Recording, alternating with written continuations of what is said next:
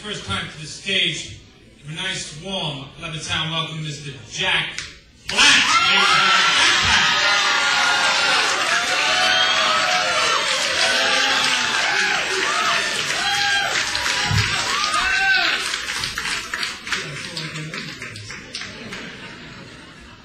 I'll introduce myself. Everyone, I'm Jack Platt. Thank you all for coming. Did you have a good time? I know what you're thinking. Just another beautiful face. My wife and I came by here a couple weeks ago and met some comics, and she laughed at every joke. And a friend said, "Wow, you really love stand-up?" She said, "No, I'm just practicing for you." Is it just me, or has anybody ever been mistaken for the Six Flags guy? I'm not as creepy as far as I know. At least as far as you know. I mean, I could be a registered sex offender. I'm not registered. I went to the allergy doctor. He gave me that prick test. Turns out I am one. A big surprise to some of you. They put me on a special diet. I went to a restaurant. The only thing I could eat was a napkin. It tasted like ass. It was recycled paper.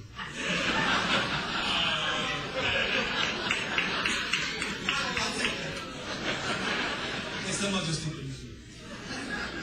I got married. It was right at the end of the Ice Age. Chill, right? My wife had a warmer cave because she always had, abundant natural gas.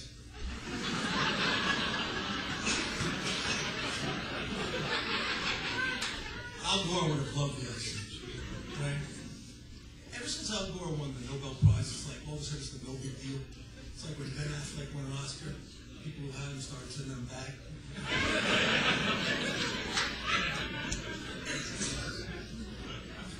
I think like most people, I would do anything to prevent global warming, as long as it doesn't cost anything or inconvenience me in any way. No, I'm kidding. I don't give a shit about it.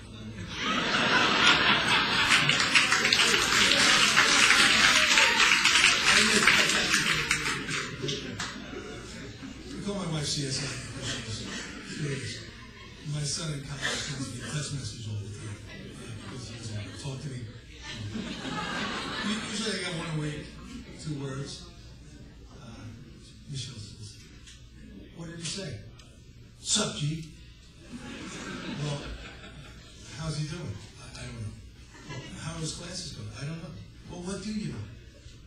"Sup, G?" I don't know. He always sends me the message 1.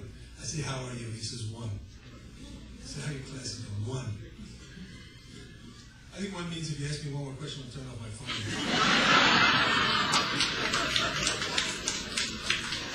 Last week he called me, he said, "Mom sent me a text message I don't understand." I said, "That's like really turning the tables." I said, "The only thing she really cares about is, how are you?" He says, "Oh, just told her. 1.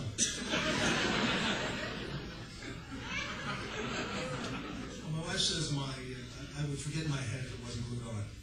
I hope she's not talking about the kind of glue that Pee Wee Herman leaves in movie theaters. Every time I walk out of the house, she says, "You have your wallet, you have your cell phone, you have your keys." And it's unbelievably frustrating. I think you can relate. It's unbelievably irritating because I don't have my wallet and my cell phone. I can't find my keys.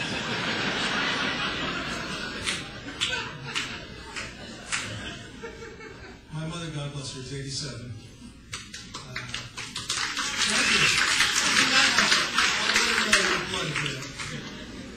Surprisingly, she lives in a condo in Florida. She doesn't hear or see very well, so we got her a 65-inch TV with this mammoth sound system. She can see it and hear it just fine, but she can't work the remote. So, just in case she calls me, I have to keep a photocopy of the remote in my wallet. So lately, she can't find the remote. I have to give a copy of her floor plan, too.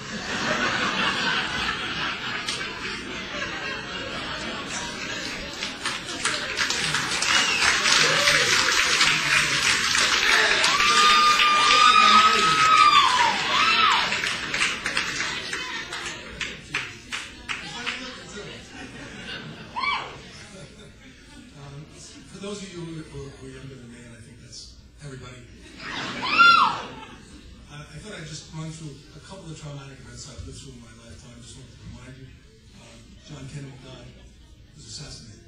Bobby Kennedy was assassinated. Teddy Kennedy was not assassinated. Ricky Henderson stole 1,406 bases. Bernie Madoff stole everything else. John Lennon was shot. Britney Spears, socks.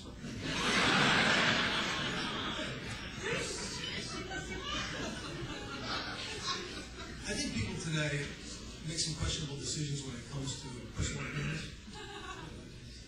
You're 206 pounds overweight, a little flat, a little pale. Your friends say you look sleek, like a greyhound bus. What are your options, right?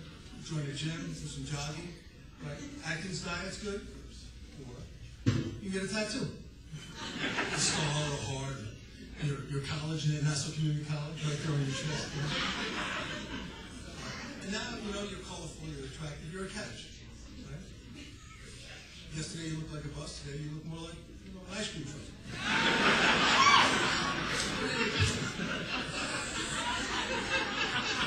Just remember, you are unique, just like everyone else. I think a tattoo, like a marriage, is a commitment. But I think people have to keep the tattoos longer. I heard about this couple that got their wedding rings tattooed right onto their ring fingers. And I thought, wow, that is really a commitment. That's like a double commitment. You can't just take the ring off and say, fuck it, I'm out of here. You gotta have like a whole conversation. Listen, I'm sorry I made a mess, but my ring finger's in the sink.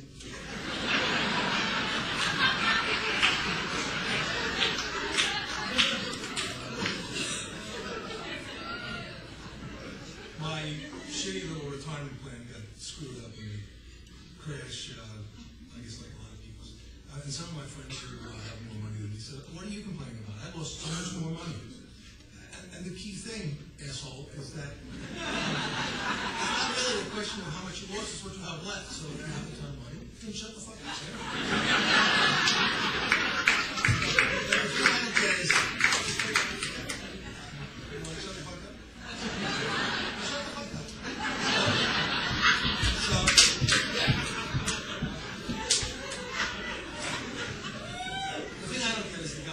$6 billion. They lose $1 billion, they kill themselves. You understand this? I don't understand this. If you can't scrape by on $5 billion, I guess you should kill yourself. The question I have is, what's the game plan? So are you going to die and come back as a $7 billionaire? I don't even understand. I used to work in an office. We had a secretary, and she was very friendly. She was a little weird. In the morning, I'd go in and say good morning, and she always had a special comment for me. One time she said to me, hi, how are you? Good morning. She said, the Martians built pyramids on the moon. I always had a snappy response to that. I would always say, what? They did. The Martians. Martians. Pyramids. Oh, you can look it up. It's online. One day she says to me, do you know what a Faraday cage is? Every time she talked like this, I like, you know what a Faraday cage is? No. It's a wire cage built in your living room and you sit in it. Why? Because it blocks the rays from the CIA so it doesn't control your brain. I said, whoa. She said, hey, I'm no clown. I went to college. I said, clown college? She had the tattoo, That was good.